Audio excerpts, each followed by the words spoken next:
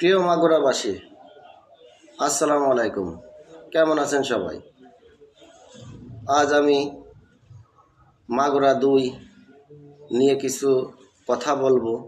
যারা আমরা বিএনপির রাজনীতিতে জড়িত আছি তাদের উদ্দেশ্যে কিছু কথা বলব। এতদিন আমরা গ্রুপিং লবিং নিয়ে রাজনীতি করেছি, তো শেষ পর্যায়ে আমাদের গ্রুপিংয়ে ধরেন ছিল আলহাজ কাজী সালিমুল হক কামাল, সে রাজনীতি থেকে অব্যাহত নিয়েছে। এখন শেষ পর্যায়ে আমরা যারা বিএনপিতে আছি গ্রুপিং লবিং ভেঙে, আমি সাধারণ একটা কর্মী হিসাবে আমি মাগুরা ২-এর বাসীকে বলতে চাচ্ছি, সবাই আমরা ধানের শীষের প্রতীকে ঐক্যবদ্ধ হয়ে কাজ করব।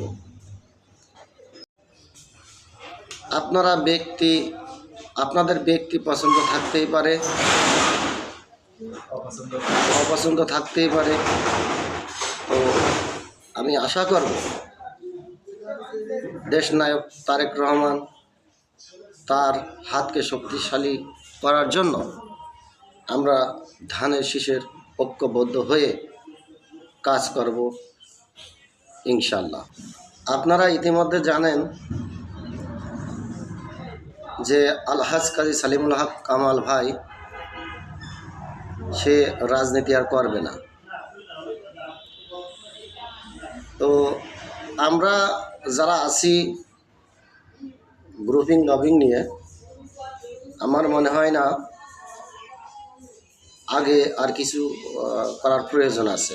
কারণ আমাদের সেন্ট্রাল থেকে ধানের শীষের প্রতীক নিয়ে বাবু নিতাই রায়চৌধুরীকে দল নমিনেশন দিয়েছে। আমরা সবাই মাগুরা ২-এর বিএনপির সমর্থক যারা আছি, আমরা সবাই মিলেমিশে আজকের থেকে আশাবাদী আমরা ঐক্যবদ্ধ হয়ে ধানের শীষের পক্ষে কাজ করব এবং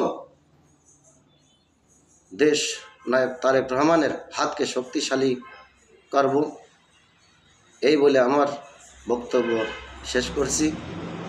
বাংলাদেশ জিন্দাবাদ, বাংলাদেশ জাতীয়তাবাদী দল জিন্দাবাদ। ভিডিওটি শেয়ার করে দেবেন, আপনার শেয়ারের মাধ্যমে অন্য ব্যক্তির কাছে যাতে পৌঁছিয়ে যায়।